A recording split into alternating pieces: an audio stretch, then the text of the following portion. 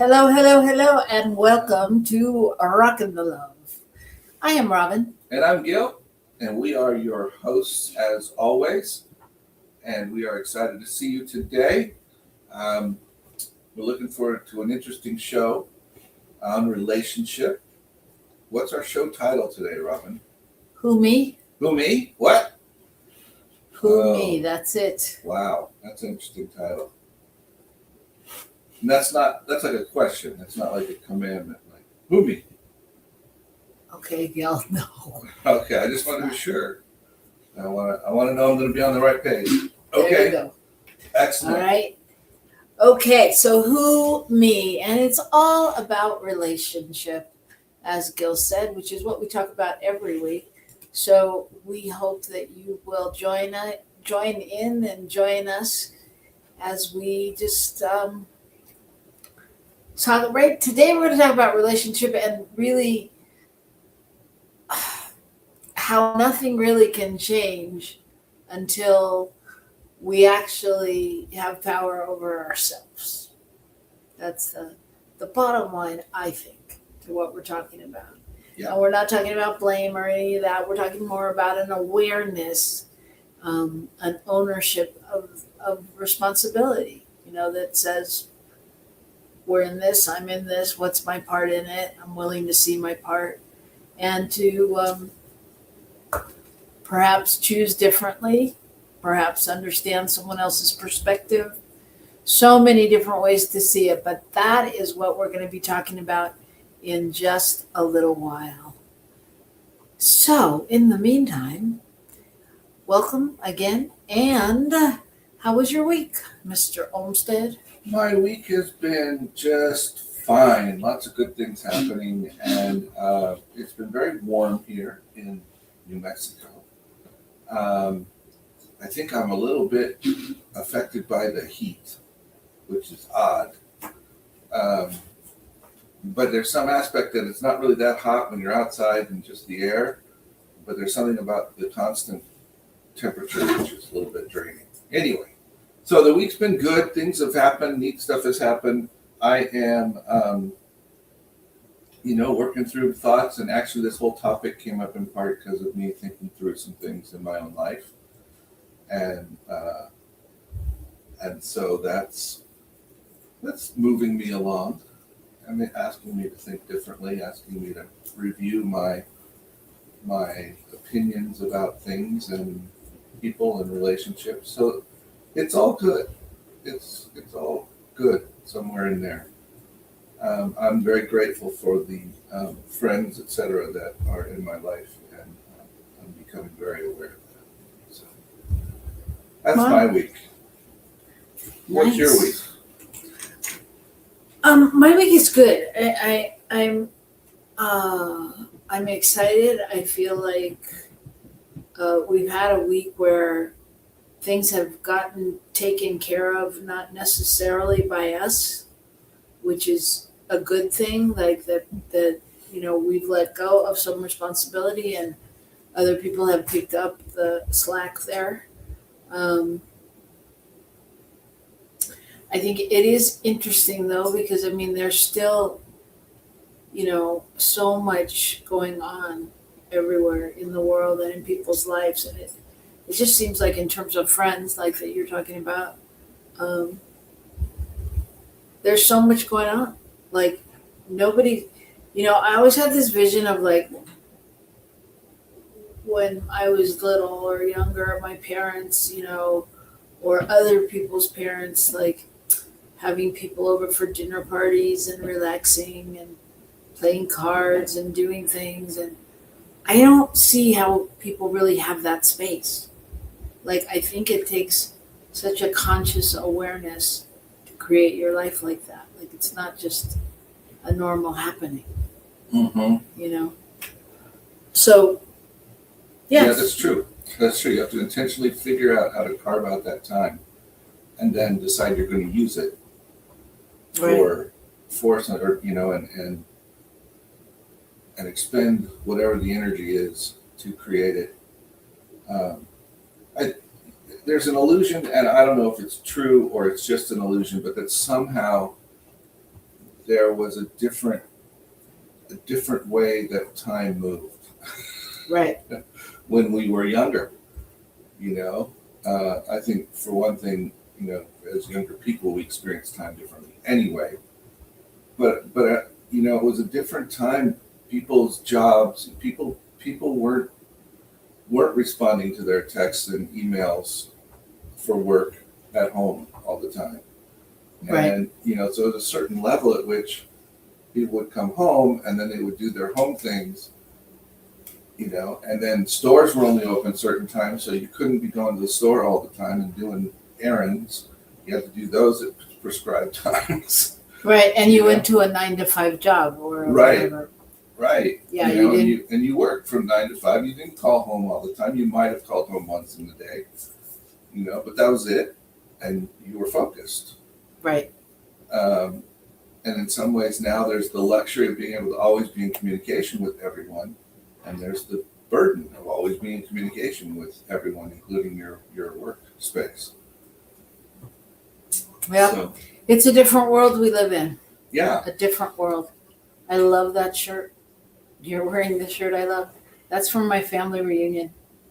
The lady in the D is my great grandmother. There she is. There she is. Anyway, all right. So yes, that is one of our family names, Bird, BYRD. If you are a bird out there, perhaps we're related. Yes, you should contact Robyn Rice Homestead because the Rice. Oh my bird gosh. Savannah Noelle is online. I've thought about her every day. Hi, y'all. Hi. Every day. I'm like, I gotta talk to Savannah. And there she is. Thank you for listening. And by the way, Shay, you were upstaged.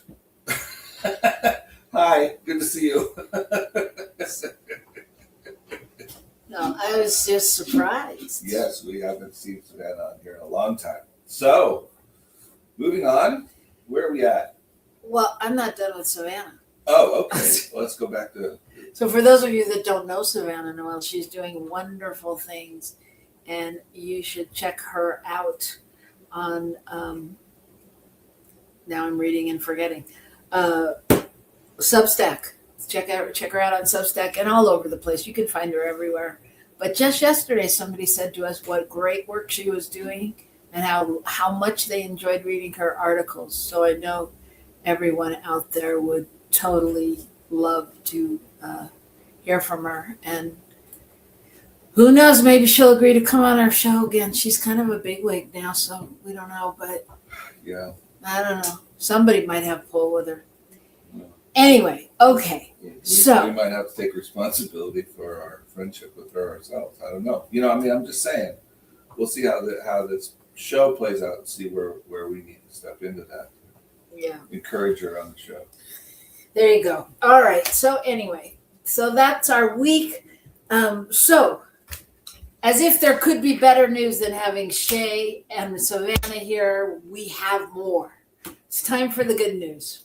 So this is our segment where we talk about what's going on good in the world, because it's good to remember. It's good to know that there are things going on. So what do you got, Gil? Well, first of all, it's 11 minutes after the hour, making it 1:11, which is here in Mountain Time, which is a somewhat important time in the world, time of peace and understanding. We're just going to know that. So my good news today is all about the collaboration with a company that's working between the United States and China, and collaborating on creating a modular building method. And what they have come up with is they actually build modules for a large apartment tower. They're built in a span of around 3 weeks in a factory, and they have all of the all the appropriate things inside for bathrooms and kitchens, etc., and the plumbing and electricity and everything is in to the module. They're transferred to a work site, and they actually built a 26-story apartment building in 5 days. by bringing these modules in, sitting them down. They literally crane drops them on top of one another. They're bolted together. And this building is designed to sustain earthquakes up to 8.0. Wow. The modules are built from stainless steel, which is actually more able to sustain flexibility, etc. They've discovered that it's actually a stronger building material than many other things that have been used in the past. And that they actually can build in the infrastructure, if you will, the poles, and not poles is not the right thing, but the supports in the building are built into each of the modules. So when they put them together, it becomes a support. So they don't actually have to weld together supports on site. They literally just set them on top of each other, bolt them together, and bring in the next one. Wow. And they've been doing this stuff for about 3-4 years, and they've put up the one building, and they're revising some of their techniques and actually improving on it already. So there you go. That's fantastic. Yeah, I mean, that's crazy if you think about it. What would that mean for, the thing they pointed out was if you build a building in New York City, it often takes 3 years just to pour the concrete to build a high-rise building like that. Wow. So to build all the infrastructure and pour all the necessary concrete take up to 3 years, which means you've got streets blocked off, workers up and down on things, potential for weather issues, all kinds of stuff happening, which is shifted when you can bring things in, set them up there, and disrupt life in somewhere for a week. Yeah, it's pretty incredible. I wonder what it does to the job force, but that's not important right now. But I mean, I just wonder, because if you then cut out people working on something. But I think you have people working in a factory building all these modules. You shifted to a different kind of work. Yes, it's different, but it's less dangerous. Right. Because you're not hanging off the 14th floor of the building to put together this particular steel beam. Pretty cool. That's very cool. I mean, Yeah. that could change people's lives. Yeah. So I thought that was interesting. It's very interesting. Well, my story is near and dear to our hearts, as many people, including Gil's parents, have experienced Alzheimer's or dementia, and it seems like that's happening more and more and more. So my story is about a experiential molecule that reprograms the brain and defends against Alzheimer's disease. And I am not even going to read you names and pretend that I really understand it. But I'm going to just summarize it by saying that they've been doing this research, and they identified an experiential molecule called OLE. Experimental? Yeah. Yeah, okay. I said experiential. Yes, you did. Sorry, I was going to do the workshop on that. An experimental molecule. Sorry. That can reprogram the microglia in the brain and the immune cells, and it restores them to their protective functions in Alzheimer's disease. And so it helps them move towards and reduce the size of them, and it reduces the plaque, and it lowers the toxicity in the brain, and it has been returning people's memory and function. So basically, Alzheimer's weakens the microglia and reduces the ability to clear toxins and plaque, and that's what happens in the brain. And so this reverses that process. Yes. Or yes, rebuilds. Yeah, Wow. And it creates a barrier around plaques so that it limits their interaction with neurons and reduces damages.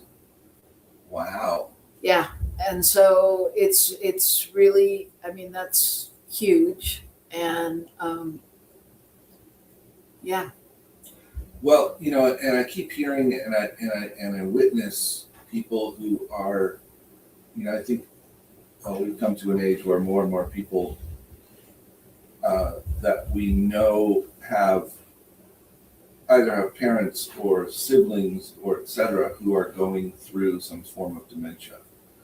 And so, we're witnessing people that are struggling with the process of how does one deal with this and that kind of a thing. So I'm excited to see that there may be some positive things that can happen to help the person who's going through it possibly be in a different space and not have to require as much care, etc., and be able to live out the last portion of their lives without quite as much detriment to their brain. Yeah, it seems like a huge thing. The two things that it really does is that it demonstrates that the microglial function or dysfunction in Alzheimer's can be reversible. May be reversible. That's one thing. And then the other thing is it opens new therapeutic avenues that are focused on immune cell reprogramming rather than only just removing plaque. So it's the inroad for, So it's a different way of addressing it. Yeah. Yeah. Yep. And it's currently under patent in Europe, and we'll see what happens. But yes, it would be wonderful to be able to give people back that space and time in their life, in my opinion. So let's just know that there is no industry that will feel so threatened by such advancement that this will somehow get snubbed here in the U.S. Yes. All right. So good news. So things are happening all over the world. Good ways, good news. So when we come back, we're going to be talking about who, me? That is our topic for today. Who, me? And we will be diving into responsibility in relationships. Oh, it proves to be interesting. All right. And we're happy you're interested enough to hang out with us. So don't go away. Stay right here and come right back to New Thought Media Network. Please help us say thank you to all of our organizational sponsors, including the Hepperlin Foundation, Affiliated New Thought Network, International New Thought Alliance, Science of Mind Archives and Library Foundation, Center for Spiritual Living Denver, Center for Spiritual Living Midtown, New Thought Philadelphia, Center for Spiritual Living United Life, Sunshine Cathedral, Planned Happiness Institute, Summit Center for Spiritual Living, One Heart Retreats, Universal Joy Center, Unity Kitchener, Unity Spiritual Center Ottawa, Om Center for Spiritual Living, Satya Center, Begin Within Ministries, Center for Spiritual Living North Jersey, Unity of Savannah, and the Center for Spiritual Living Seattle, as well as all of our individual donors. On behalf of New Thought Media Network, thank you, and please like, share, and subscribe. New Thought Media Network, come be you. The Heal Your Life Workshop Facilitator and Life Coach Certification Training, approved personally by Louise Hay, is coming to San Diego. Facilitated by expert trainers Christy Dixon and Anna Milkick. This 3.5-month training includes multiple sessions on Zoom and 9 days in beautiful San Diego. It will change your life and enable you to help others transform their lives.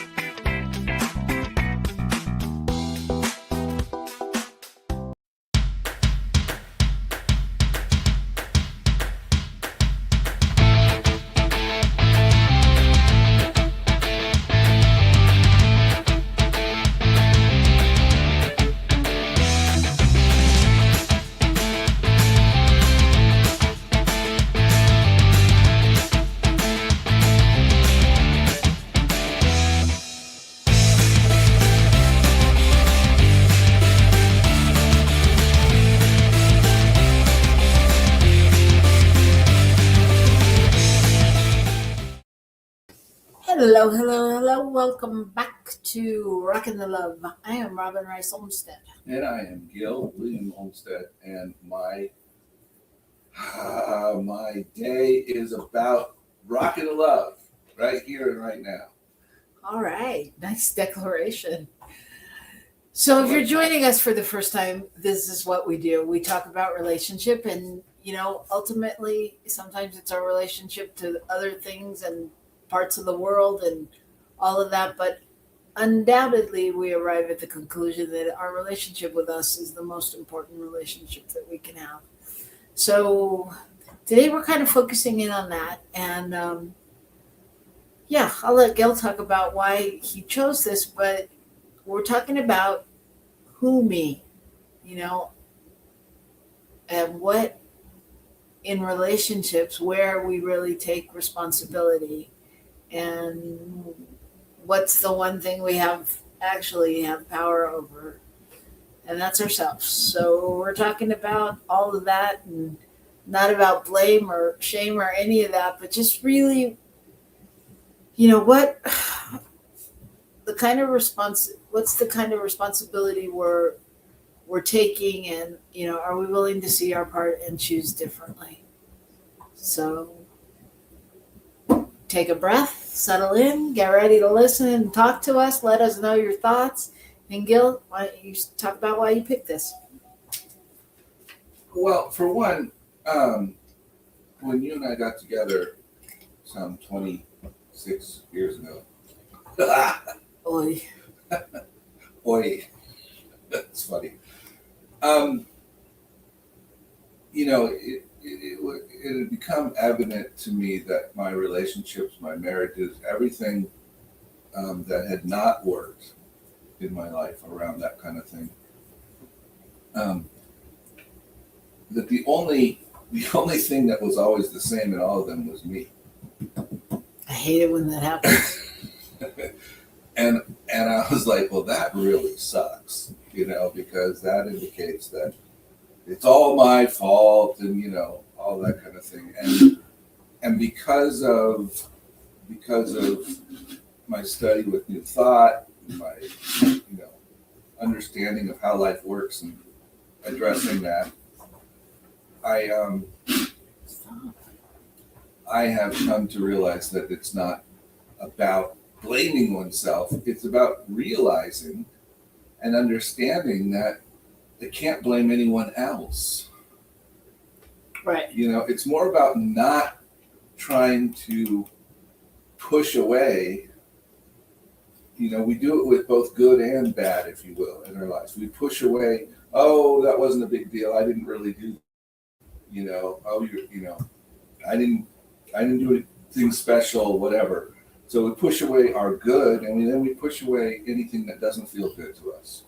Oh, I don't know why they do that all the time. I don't know why they treat me like that. I don't know why people always treat me like that. As if somehow there's a conspiracy in the world, and everyone else has come together and had a meeting and decided that they should treat Gil this way. Although I think that's probably true. I think that has happened, but it's the way we think, and it's a natural thing, and it's reinforced in our society and how we train children in all kinds of the religious organizations that we have in our midst. The way people are rewarded in business situations sometimes, as long as they can make it appear that it was someone else who screwed up, they get rewarded, even if that wasn't really the case. All those kinds of things. And we sort of set up this system which says, we say on the one hand, you need to be responsible for yourself, and on the other hand, everything we set up says, don't truly take responsibility. Well, I think an overstatement to some degree, but you get what I'm saying. Right. I think the most important thing that you said is about realize when one realizes that they are the common denominator in relationships, because that's not, if you're not in that mindset of, oh God, everything I do is, goes to poo and I can't do anything right. And, if you're not in that space, but if you're, the minute you realize you're the common denominator, it's not a bad thing. It's an awakening. I mean, it's a moment of transformation. And in some ways, I think it's a moment of letting go of your story. Right? Well, it's a moment of empowerment. Right. Because whether we are putting all the blame on ourselves and saying, oh, it's all my fault and la la la, or whether we are wondering why this always happens to us and that kind of thing, when we begin to realize that, yes, I'm the thing, it's not right or wrong, but I have the option to adjust who I am. I have the option to look at how I relate to people or relate to certain situations. I have the option to stay in this job or not. I have the option to do these things. Then we're empowered, rather than, I guess, in some ways, it's going from why me to who me. Is what I'm talking about. Oh, me. Oh, I can decide where I want to be. I don't like living in this place. Maybe I should think about somewhere else. Right. And I mean, isn't that the new thought shift, or isn't that the positive shift, is to, when we realize, yeah, me, it's only me, I'm the one who's here, then we can live and create from a different place. We don't have to create from the victim place or the feeling abandoned place or whatever has been happening, but we get to step into the viewpoint of, all right, I'm here, it's me, I gotta shift it, I gotta change it. You take dominion over it on some level. Well, it's interesting. Something really clicked when you said the victim place, and we often, we commonly associate that victim consciousness or whatever with the idea that it's being done to me. I'm powerless over it. It's happening to me, and there's a level at which the other side of that victim is, it's all my fault. I can't, I just can't do it any other way. I'm always messing things up. And we become the victim of ourselves. We set up that victim mentality in relationship to us. So whether we're doing it and pushing all the blame outside or pushing all the blame inside, because we're dealing with blame, we're creating a victim situation instead of the empowerment situation is, oh, if this is about me, then I'm here and I have a choice as to where it goes from here. Does that make sense? It makes total sense. It's really powerful. And what I'm thinking about, because I feel like we're talking about big relationships and relationships in general, and I'm wondering, so is the first step, and I'm asking you because you're the one I live with, can you take that approach when the butter's not in the right place in the refrigerator? Yes. Why, of course. Okay. I have That's why when the butter came out and it was all weird looking, I didn't blame anyone. I stirred it up and tried it. I found out later it was my fault. But the point was, I didn't try to make it about anyone else. I'm just saying, we have the choice of going, oh, look, this is what the situation is. How can I address it? Rather than, who messed this up? Okay. I really wasn't picking a real situation. I mean, I was just picking a general situation, but there was that situation. All right, I'm going to go to Shay. Shay says, I really don't think there can be a full shift until the victim has been fully heard, understood, and the traumas have been addressed with the full impact of them being validated. Then responsibility. So the question becomes, Shay, what does it mean to be a victim? Who's the victim? And where do we want ourselves? Where is it that we create that mentality for ourselves, thinking that someone else is going to alleviate it? When in fact, I don't know that anyone else can alleviate it except us. You know, because I don't know that anyone else can make up for anything they may have done that impacted us or any of the other things. We have to hear that pain, that sadness, that whatever it is, and acknowledge it, and then take another step. The thought I have. Yeah, it's both are interesting. I mean, it's an interesting thought and an interesting question.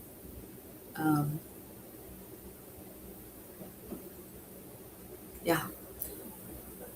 And Shay says, nope, I didn't create it for myself, but it's my responsibility to heal it. Yes, and that's what I'm saying. I'm not saying that everything that happens in our life is, well, the question is how do we relate to it, not where did it come from, per se. It's how are we going to relate to it going forward. And I think there are certain things in our lives which have been clearly out of line from other people. And when we see those patterns of that happening in our life, we have to say, well, wait a minute. Why do I end up in these situations where this happens?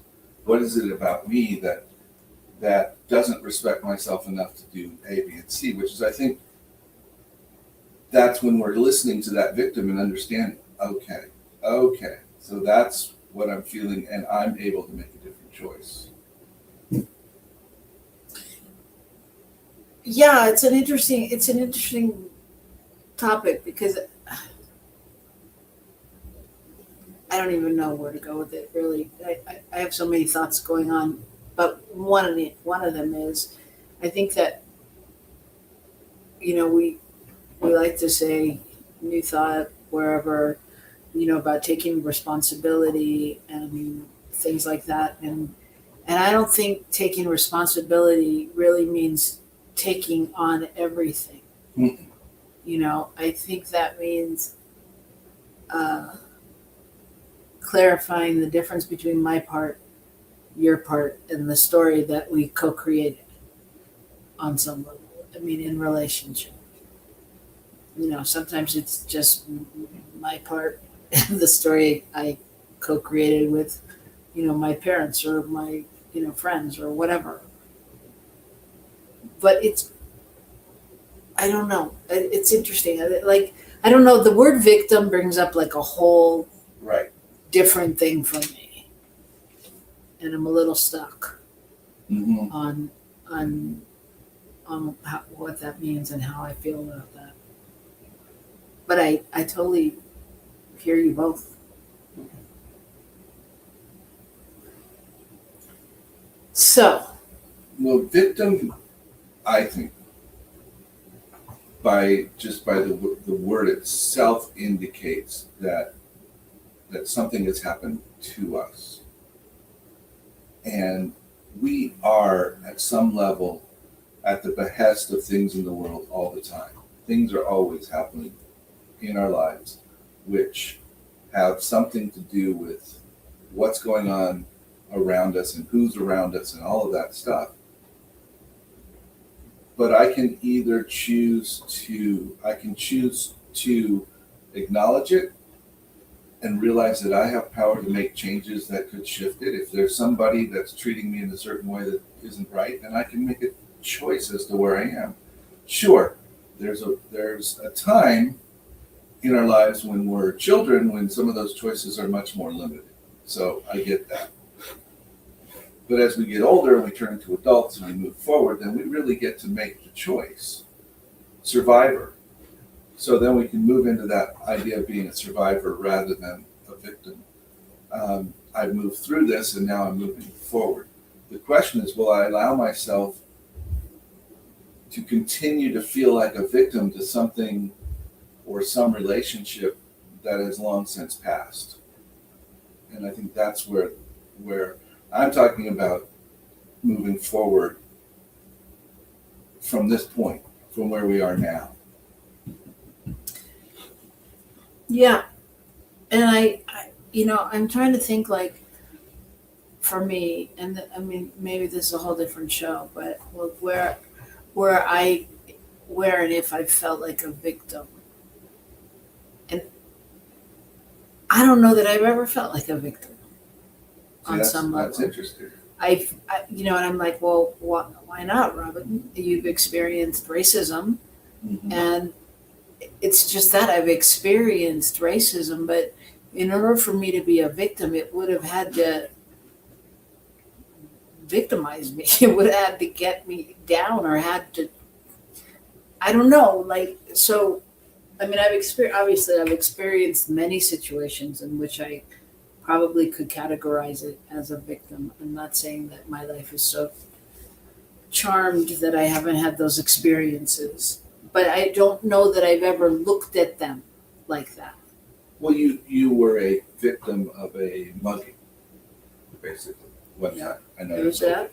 And you don't talk about that a lot. It's not important. But what's important is that's certainly the kind of thing that we say, I was a victim of that. But part of it is the way you think, Robyn.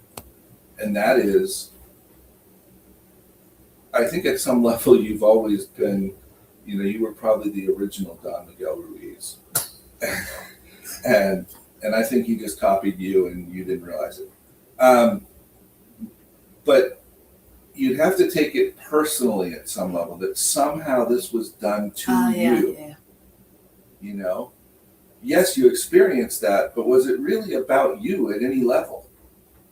It was about all this other stuff that somebody else was experiencing, wanting to get A, wanting to get B, Yeah. Okay. needing this in their life, whatever it was. And you've always intuitively, I think, lived your life from that perspective.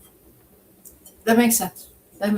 I mean, which is why, it's hard for me to acknowledge anything as, like, when there was a cancer diagnosis, to acknowledge that as a thing. Right. You weren't a victim of that. I was like, at all. I don't have time for that. You experienced it. Yeah. And you said, okay, so now what's my choice? Okay, here's what I'm doing. Right. Yeah. Yeah. So yeah, it is a whole different show. But thank you for explaining me to me, because it really does make sense to me. Yeah. Something else you said that clicked, but got it. So yes. Okay. So go on. Well, now that we've explained how you're the smart one in the family. Well, but it sort of, so that sort of speaks to responsibility, or because I mean, I guess somehow intuitively or whatever, I've always been like, okay. I mean, sometimes I'm really literal and sometimes I'm not, right? And so whatever I learned about, there's a higher power, and it's gonna decide and co-create with you what's best, or there's you're on a path and there's a predestined journey. So I just go, okay, all right, let's go. I don't see it as personal. But responsibility was what we're talking about. So because I think that, that's what we're talking about, is taking responsibility in relationship and being able to say, take responsibility and say, doesn't always necessarily need to be, this is my fault, as much as it's, where can I take responsibility in this situation, even if it's understanding it better or learning, from it. Like, okay, I realize whatever. My husband, I asked my husband to, he was saying it's too hot. I said, you think about putting on the air conditioner? And he said, the air conditioner's on. And I said, right, what's it on, like 72? And he's like, no, 80.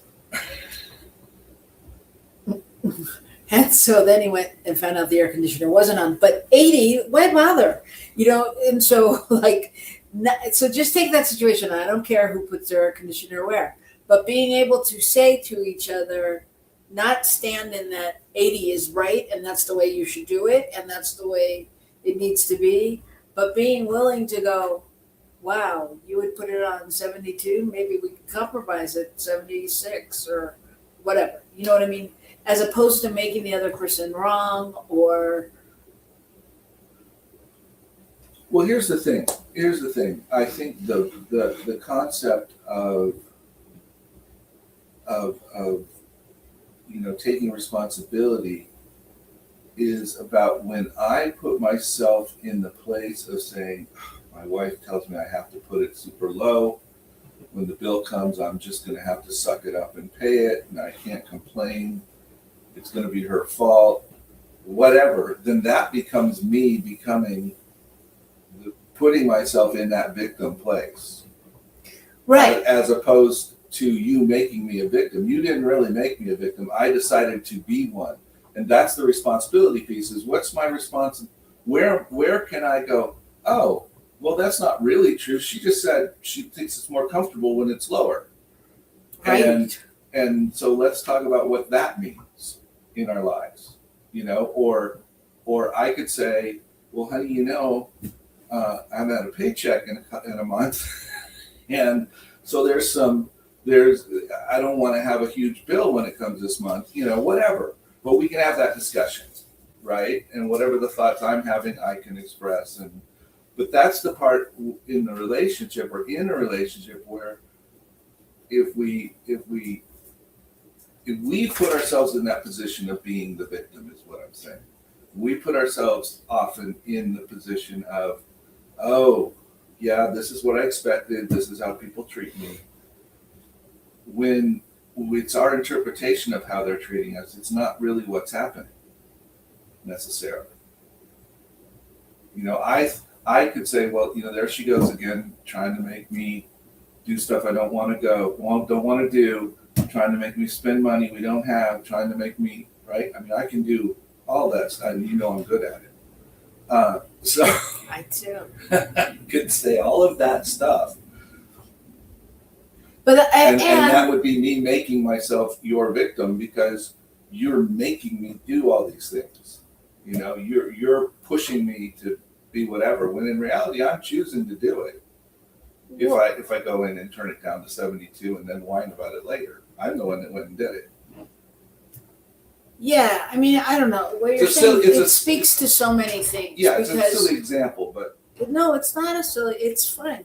But I mean, it just speaks, I don't know, speaks to so many different aspects of the whole. And I think, the difference between it's a difference between responsibility and blame kind of thing, right? I mean, right? Yeah. Y'all talk about two different definitions of victim. Yes, there are things that we have been victims of in our lives. And yes, there are places, particularly in terms of children, that there's no way to rationalize that. And though I will say, yes, it may sound like we are, but I will say from my experience that I literally didn't even realize to categorize that I had been sexually abused in my life until recently. Because I didn't look at it like that. And so, yes and no.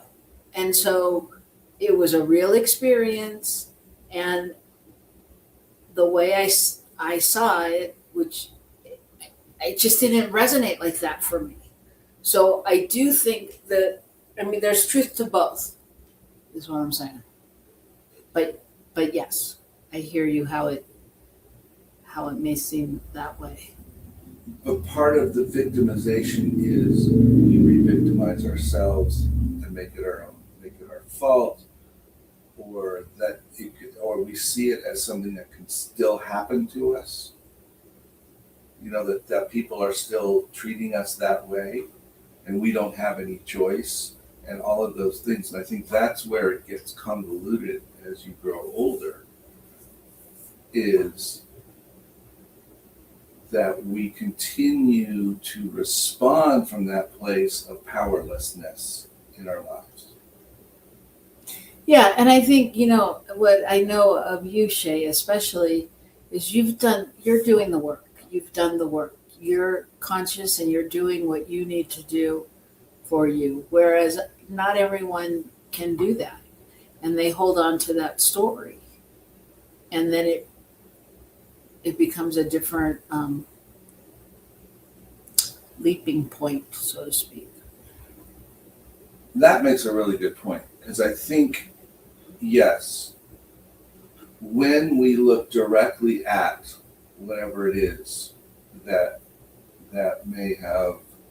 we may have been victimized in some way, we look at right at whatever the source of that pain is, that's when we're taking responsibility. That's when we're shifting, and I'm no longer responding to people in my life as if I am that victim of circumstances. Because now I say, here it is. I know what I need. I see what happened. This is where it was not okay. And I can walk through that and take responsibility for what I do with my life now. And not allow myself, not put myself in the position of continuing to be a victim because I make choices based on a reality that was only true when I was powerless as a kid. Yeah. This is interesting. I mean, there's a lot of nuanced stuff to this, and obviously different levels of taking responsibility and what we're talking about. And everybody's level of experience is different as well. So how much work needs to be done, the kind of work varies greatly with all of us. But I think one of the most common things, or the thing I've noticed recently, is people seeming to be in places where they've done spiritual work, they want to grow, they've looked at all these things, but they're still coming from a space of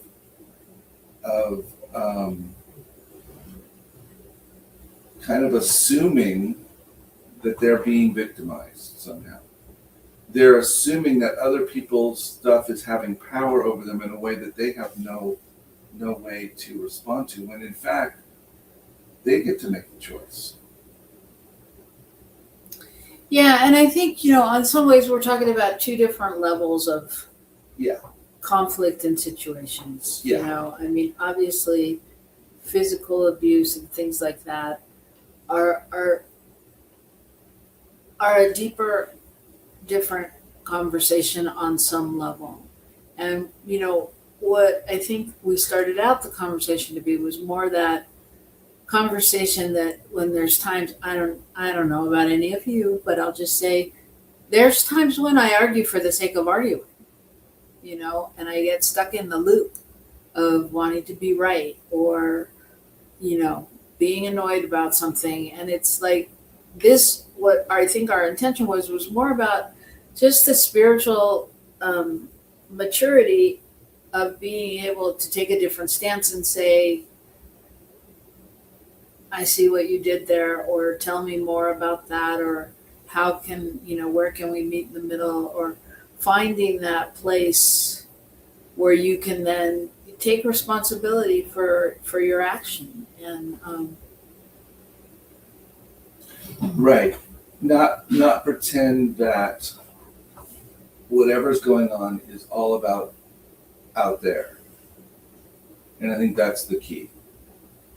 Yeah, because I think there's an energetic, the energetic of what happens in that moment is, that the tone and the timing and the intention and really like how that shapes the outcome more than words. So can we go to a place of a heart place and be open to what part do I play in this, or whatever the question may be. Yeah, and it's not. I think when we say this too, it's not like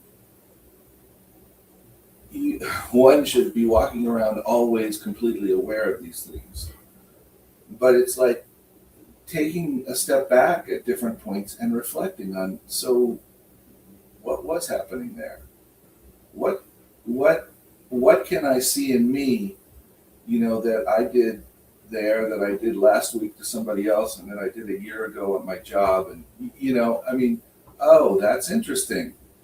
Very similar situations, and the results are very similar, and I made very similar choices. So what can I do differently? Where was my responsibility that increased the conflict, that didn't leave room for someone to have frustration and anger at me, and let them have that for the minute, or, those kinds of questions. Yep. And I think, also you don't even have to know the question in the moment, but it's about being willing to open up, and know that, that, well, there's two of you there, or however many that you play a part in it, and responsibility isn't about fault. It's about freedom. Yes. It's about freedom, and that, every time we can choose, honesty over defensiveness, or curiosity over judgment, or whatever, ownership over blame, we reclaim our power. So that is the charge for everyone out there, that we reclaim our power this week, and we just keep noticing our patterns and keep choosing our truth, and keep rocking the love with yourself, with everybody, and with the world. Jeez Louise. I just looked at the time. But there's one other thing, and that is, you talk about responsibility, and I think another thing that our society has done, partly with legal things and things like that, is we equate taking responsibility with accepting, quote, blame for things that went wrong. Right. And it's not always about blame, it's about just acknowledging our part, and even in the legal thing, I think so often people go in and sue people, and they're not even trying to get them to pay for something or whatever. They're trying to get them to say, yeah, we screwed up, we made a mistake, and we're sorry. Because that's really what we want, and the bottom line is people to be responsible. And so that's what other people look for in our relationships too. When we act out inappropriately, when we respond to things from a place that's 40 years old instead of from a relatively current place, and they're like, well, what the heck was that about? Can I be responsible for that and go, oh, well, that certainly is going to affect my relationships now if I respond to people that way. So don't mean to have pound into the ground, but that was interesting and way too short, because clearly there are the zillion and one questions we didn't answer. But thank you, Shay. Thank you for your input. Thank you for your what's the word I want? Saying honesty. Transparency is really what I'm trying to say. Yeah, and thank you. I appreciate that. I really do. And if y'all are around tomorrow afternoon at 3:00 Pacific time, 4:00 Mountain time, join us on Girls Behaving Metaphysically, where our guest is Reverend Dr. Raymond Anderson. And we are going to be talking about what's going on in the world. So we'd love to hear your voices and have your questions and all that good stuff with us right here on New Thought Media Network. So we'll see you next week, everybody. Keep rocking the love. The world needs it. Rock on.